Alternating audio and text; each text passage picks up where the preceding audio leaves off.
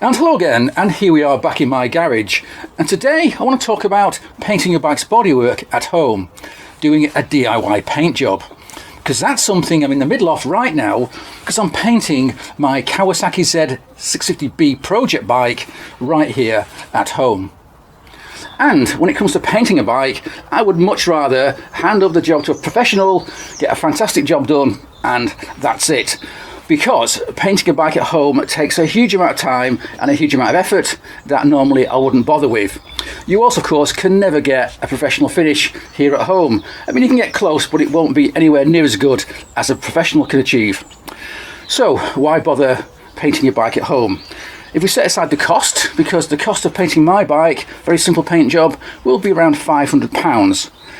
Whereas I can paint it here at home for a cost of about £80 for materials. So that makes quite a big difference, of course. But for me, that's not enough to warrant painting the bike at home. What does warrant painting the bike at home is the fact that any good painter out there will have a huge long waiting list of folks who want their bikes painted. And certainly my local painter, who I prefer to use, his current waiting list is about 3 to 4 months, which will take me right through the summer, so I don't want to wait that long, and therefore I'm going to paint the bike myself here at home. And so, where do we start? Well, first of all, let's break down the task into smaller, manageable chunks. So, first of all, we need to prepare the paintwork. Then we've got to undercoat the paintwork. Then we've got to add the colour coat, followed by any graphics and so on. Then we've got to add the clear top coat. And finally, step 5, we've got to polish that clear top coat to get a decent finish on the final product. So, let's start off then, the preparation. First of all, you need to remove any badges on the bodywork, like the tank badges, the side panel badges and so on. And also, of course, things like the filler cap and perhaps also the fuel tap. Once that's done, you're then going to remove the existing paintwork. You don't have to remove it all. I mean, if you've got a good, decent paintwork at the moment, maybe it's just faded or a little bit scratched here and there, you don't have to remove every single bit of paint that's on the bodywork. What you have to do is remove enough to give a smooth overall finish. And you do that using various grades of wet and dry sandpaper. And that's a task I've been doing for the last few days. And I must say, it is by far the most boring, tedious job you've got to do when it comes to painting your bike. But it's well worth putting in the effort to get a decent finish at the end. And so, for my particular project, I had a real problem removing the pinstripes from the tail section. It took me a good hour of rubbing away with various grades of wet and dry sandpaper to remove those vinyl pinstripes because they were beneath the clear coat, and it took quite a long time, believe you me, but I got there in the end.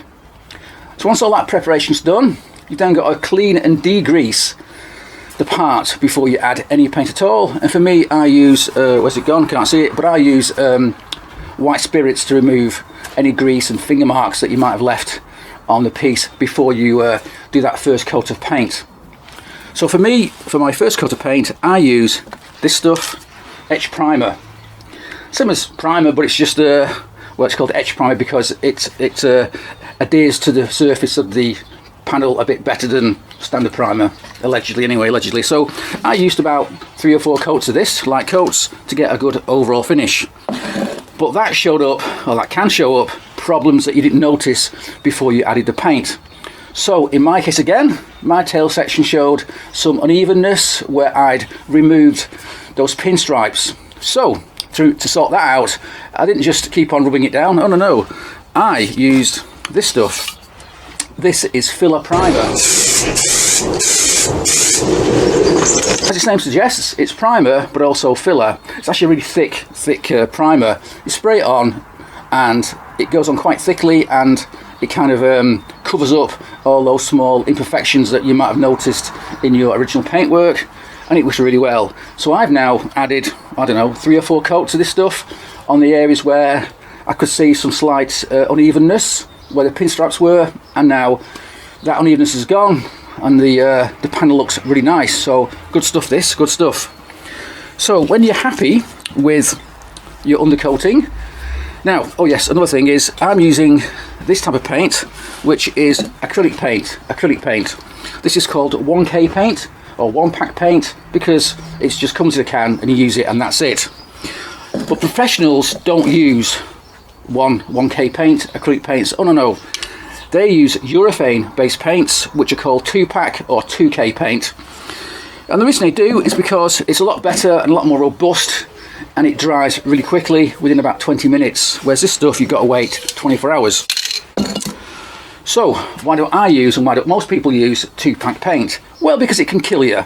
Because, and I mean that really seriously, it can cause you death. So please take 2-pack paint very, very seriously.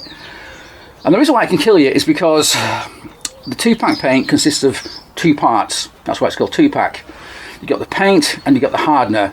You mix them together and then you spray your panel, and the hardener hardens off the paint really quickly.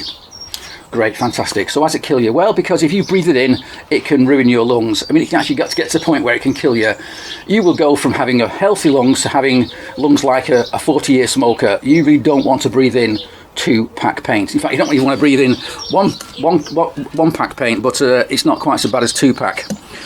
So whenever you see these professionals painting cars and bikes in their beautifully lit, warmed paint booths, you'll always find they're wearing very big masks, and in fact the really good guys have a separate airline so they can breathe fresh air and not anything from the environment they're spraying in.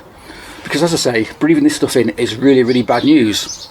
So that's why folks don't use 2-pack paint. Well, so what? I've got my 1K paint here, works really well, you get a really good finish. What's the problem? Well, the problem is that this 1K paint has one big drawback when it comes to motorbikes and cars, because it is not impervious to petrol and other solvents. So you can do a fantastic paint job on your bike, very proud of it, nice and shiny.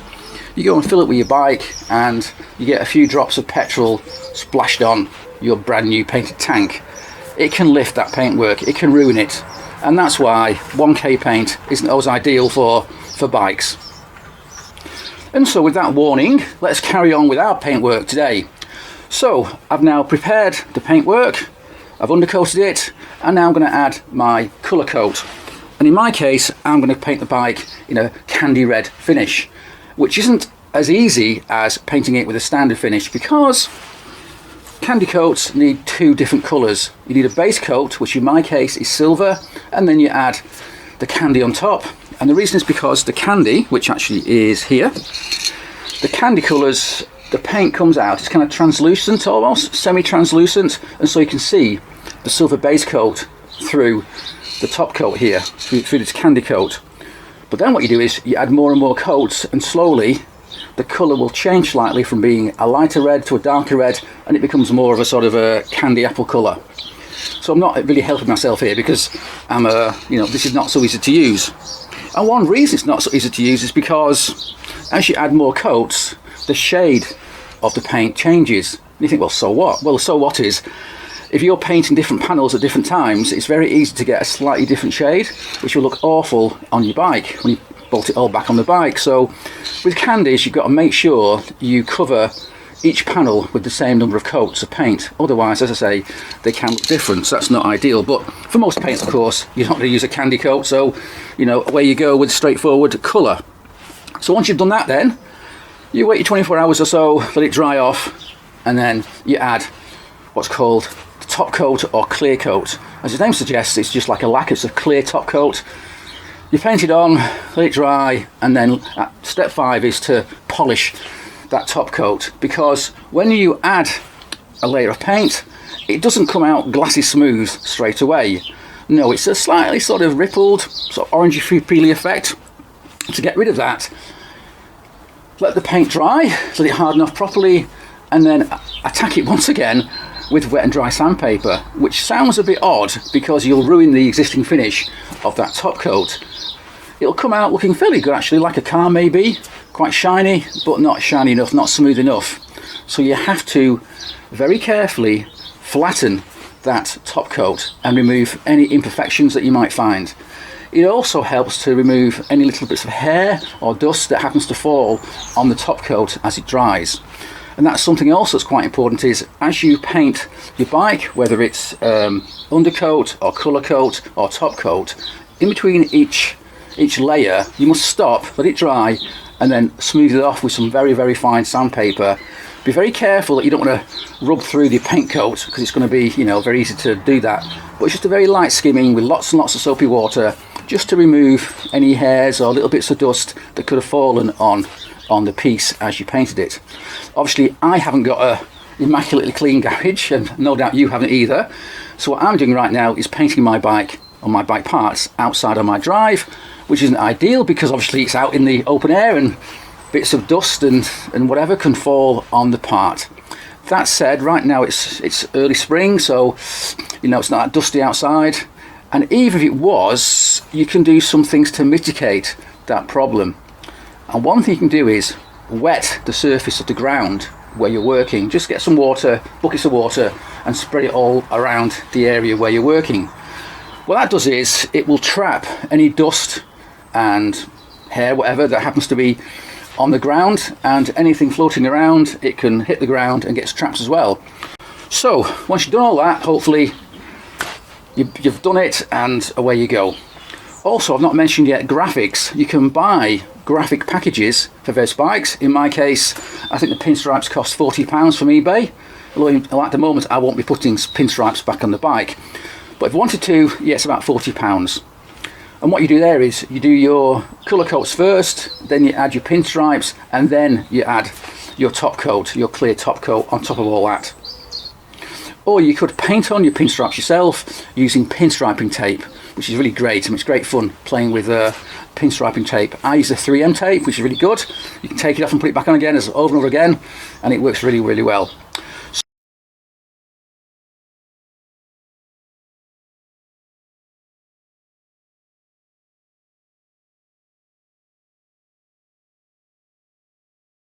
So with that done then, hopefully you then do your top coat, polish it, let it dry, and put it back on your bike, and away you go. Hopefully you've done a fantastic paint job that will last for years. Except of course, that's not how it works, because you've been using acrylic based paints, and chances are you're going to spill a little bit of petrol on your petrol tank at some point, and it's going to start to ruin that beautiful new paint job. But I have something that will fix that problem.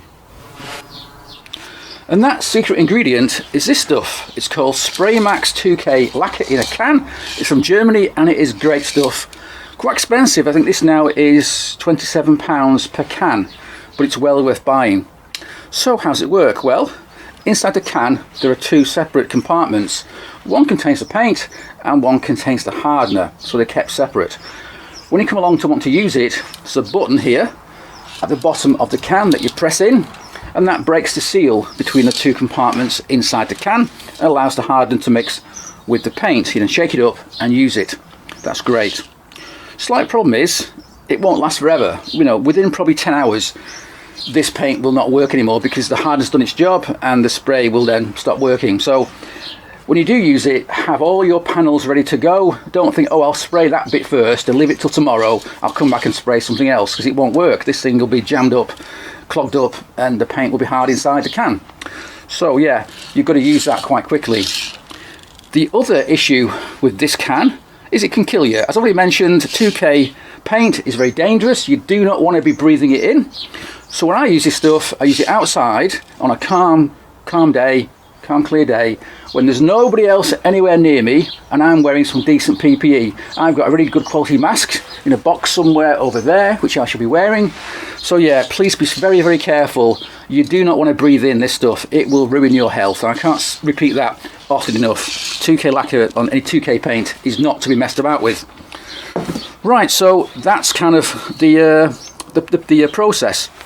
Now, finally, when you've done all that and the paint looks fantastic, you're still not finished, because now you've got to polish that top coat and get a really good shine on it, because when it comes out of the can, it can look a bit orangey peely, a bit ripply. Looks good, but not good enough. So what you've got to do is use very fine wet and dry sandpaper, and I do mean very fine, 2000 grade or 3000 grade, along with some soapy water, and rub down all your bodywork. And that at first seems really odd, because it's ruining a decent finish that you've already had, but it's got to be done because it will end up looking a lot better at the end of the process. So what you do is you rub it down very gently. You don't want to go rubbing through any of the lacquer or any of the paint. That's not what you want to do. All the people out there will use a sander to do this. The professionals have a DA sander, so-called dual action sander, used very slowly, very carefully, and away they go. And yeah, they can do it a lot quicker than I can. I don't have anything like that, so I just use a Mark 1 hand and elbow, and it takes me hours to do, but it's well worth it, well worth it.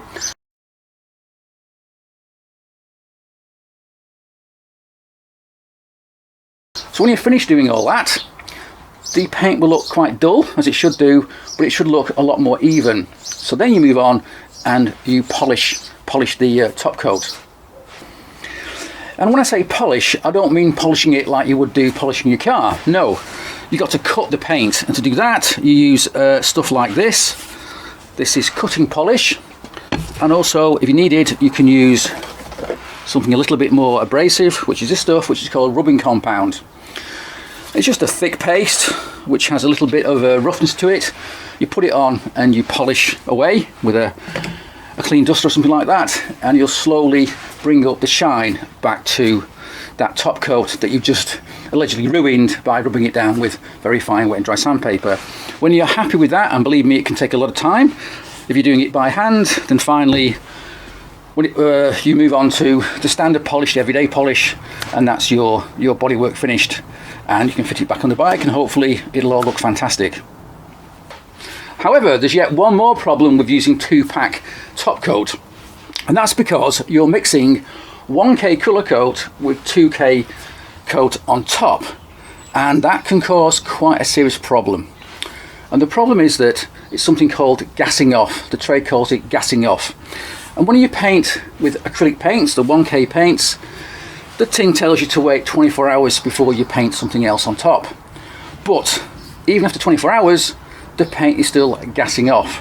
What that means is it's emitting molecules of gas from the surface of the paint, and it continues to do that for a very, very long time.